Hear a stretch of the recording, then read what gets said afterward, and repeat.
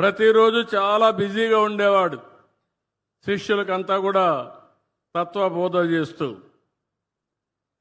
ఒకరోజు గురువు గారు అందరిని పిలిపించి మాట్లాడితే ఒక శిష్యుడు దగ్గరకు వచ్చి, గురువు గారు, మీరు ప్రపంచంలో అందరి గురించి ఆలోచిస్తున్నారు, మీ సొంత శిష్యుల గురించి మీరు ఆలోచించడం లేదు, కాబట్టి ఇది నేను ఒక విషయం కోరాలనుకుంటాను చెప్తాడు.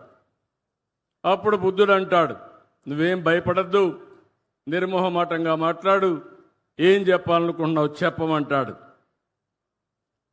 అప్పుడు శిష్యుడు అంటాడు, ప్రభు, నా బట్టలు పూర్తిగా చినిగిపోయినాయి, ప్రతి ఒక్కరూ నా వస్త్రాలు చూసి నవ్వుతున్నారు, హేళన చేస్తున్నారు, కాబట్టి ఒక జత ఇవ్వండి, కొత్త బట్టలు కట్టుకుంటానని చెప్పి అడుగుతాడు. అప్పుడు బుద్ధుడు ఆలోచించి, ఇది పెద్ద సమస్య ఏం కాదు, ఈయనకి కొత్త వస్త్రాలు ఇమ్మని ఆదేశాలు ఇస్తాడు. శిష్యుడు చాలా ఆనందపడిపోతాడు.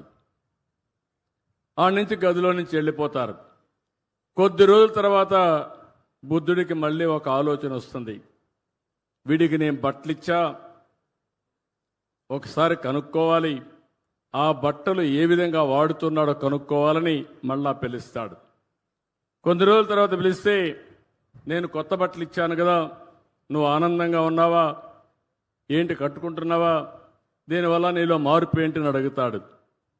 దానివల్ల శిష్యుడు, చాలా ధన్యవాదాలు గురువుగారు, కొత్త వస్త్రం వచ్చి చాలా సౌకర్యంగా ఉంది, ఇక నాకు ఎలాంటి కోరికలు కూడా లేవు, చాలా ఆనందంగా ఉన్నానని చెప్పి అంటాడు. అప్పుడు బుద్ధుడు అంటాడు, నీ కొత్త బట్టలు ఇచ్చాను, అవి వాడుతున్నావు, అసలు నీ పాత బట్టలు ఏం చేసావని అడుగుతాడు బుద్ధుడు. అప్పుడు శిష్యుడు కూడా చాలా తెలివైనవాడు.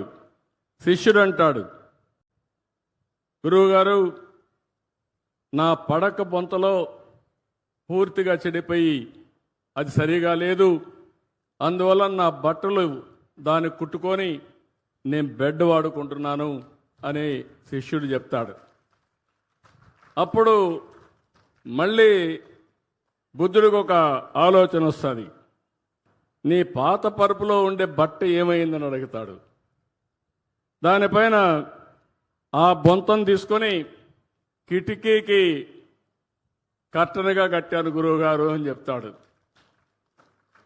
అప్పుడు గురువుగారు అడుగుతారు, నువ్వు దానికి కట్టనగా కట్టావు, మరి పాత తెర ఉంది కదా, దాన్ని ఏం చేసావంటాడు. ఆ తెరని వంటగదిలో వాడే గుడ్డ కింద వాడుతున్నాను తుడవడానికి అని చెప్తాడు శిష్యుడు. అప్పుడు ఆయన గురువు అడుగుతాడు మళ్ళీ బుద్ధుడు, అంతవరకు వంటగదిలో వాడినటువంటి ఆ గుడ్డ ఏం చేసావని అడుగుతాడు. అప్పుడు అంటాడు, దాన్ని గది తుడవడానికి వాడుతున్నాను గురువు గారు అంటాడు. అంతవరకు ఒక గుడ్డ వాడావు కదా, దాన్ని ఏం చేసావని అడుగుతాడు. ఆ గుడ్డ పూర్తిగా చెడిపోయింది గురువు గారు, దారాలు అయిపోయింది, అది తీసుకొచ్చి మన కొవ్వు దీపాలు పెట్టినప్పుడు ఒత్తులు తయారు చేస్తాం, ఒత్తులు తయారు చేశాను, ఇక్కడ వెలిగే దీపం గురువు గారు నీ ముందర నేను వదిలిపెట్టినటువంటి బట్ట అని చెప్తాడు. అంటే మీరు గుర్తుపెట్టుకోవాల్సింది, అప్పుడు గురువు గారు బుద్ధుడు అంటాడు, అంటే ఈ ప్రపంచంలో ఏది కూడా వేస్ట్ కాదు. సారాంశం మీరు గుర్తుపెట్టుకోండి, ప్రతి ఒక్కటి ఉపయోగపడుతుంది. నేను ఎన్నో సంవత్సరాల కంటే ముందు పచ్చదనం పరిశుభ్రం అనే కార్యక్రమం పెట్టాను. ఆ కార్యక్రమాన్ని నేను ఆ రోజు అమలు చేశాను. ఈరోజు మీరు చూస్తే నేను పెట్టినటువంటి కార్యక్రమం ఎక్కడికక్కడ సర్క్యులర్ ఎకానమీ. మీ ఇంట్లో మీరు తయారు చేసి వాడిన తర్వాత అనేక వేస్ట్లు వస్తున్నాయి, చెత్త. నేను అందుకే కొత్తగా తీసుకున్న తడి చెత్త, పొడి చెత్త. ఇంత మునుపు మీరు ఒక్కసారి చూస్తే చెత్తంతా రోడ్డు పక్కన గుట్టలుగా వేసేవాళ్ళు.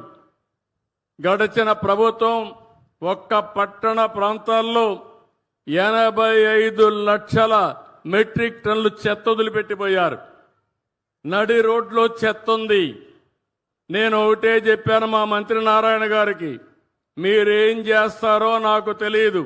అక్టోబర్ 2వ తారీఖున ఈ రాష్ట్రంలో ఎక్కడా 1 టన్ను కూడా చెత్త లేకుండా చేసే బాధ్యత నారాయణ గారు మీదంటే, ఇప్పటికి 55 లక్షల మెట్రిక్ టన్నులు చెత్త పూర్తిగా నిర్మూలించే పరిస్థితికి వచ్చాడు.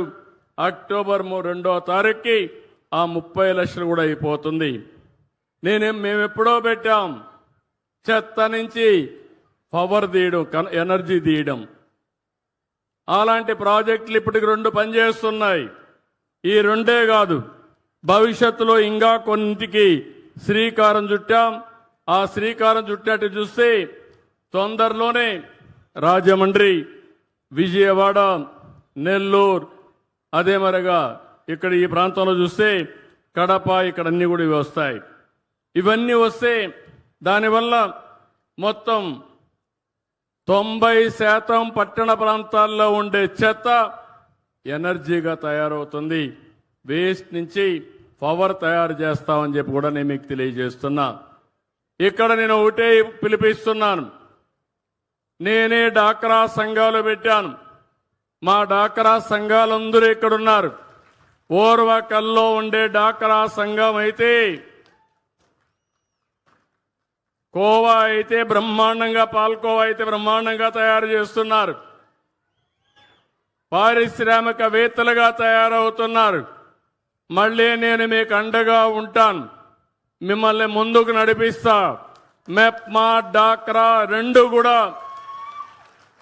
సమాంతరంగా చేసి ఈ సంవత్సరం 1,00,000 మంది పారిశ్రామికవేత్తలుగా చేసే బాధ్యత కూడా తీసుకున్నాం. వాళ్ళకొక బాధ్యత చెప్తున్నా ఈరోజు. ఆ బాధ్యత మీరందరూ కూడా మీ గ్రామాల్లో ఒక ప్రజా చైతన్యం కోసం పిలిపిస్తున్నాను. ప్రతి ఇంటికి వెళ్ళాలి, చెత్తని 2గా సెగ్రిగేట్ చేయమని చెప్పాలి. పొడి చెత్త, తడి చెత్త. పొడి చెత్త పంచాయతీ కానీ మున్సిపాలిటీస్ కానీ కలెక్ట్ చేసుకుంటాం. తడి చెత్తని కాంపోస్ట్ గా తయారు చేయాలి. ఇప్పుడే నేను పోయాను, రైతు బజార్లో చూశాను. రైతు బజార్లో మిగిలిన వేస్ట్ అంతా కూడా కాంపోస్ట్ గా తయారు చేసి మళ్ళా రైతులకు ఇస్తున్నారు. రైతులు వ్యవసాయ పొలంలో వాడుతున్నారు. అలాంటి మంచి ఆలోచనతో ముందుకు పోతున్నారు. అందుకే నేను మిమ్మల్ని కోరేది, మెప్మా సంఘాలు పట్టణ ప్రాంతాల్లో పెద్ద ఎత్తున మోటివేట్ చేయాలి. ఇప్పుడే ఇక్కడ సంధ్యారాణి గారు వచ్చారు. 70,000 మంది ఇప్పటికే మార్చారు. 5 సంవత్సరాల్లో 70,000 మందిని మార్చారు. మా డాక్రా సంఘాలు చూస్తే దగ్గర 1,00,000 సంఘాలున్నాయి. 1,00,000 సంఘాలు అనుకుంటే 1,00,00,000 మంది ఉన్నారు మీకు మెంబర్లుగా. ఈ 1,00,00,000 మంది అనుకుంటే మీరు అమలు చేసి మీ ఇంటి పక్కోళ్ళని మీరు అమలు చేయించగలిగితే ఇది ఒక ఉద్యమంగా తయారవుతుంది, ప్రపంచానికి ఆదర్శం అవుతుందని చెప్పి తెలియజేస్తున్నా.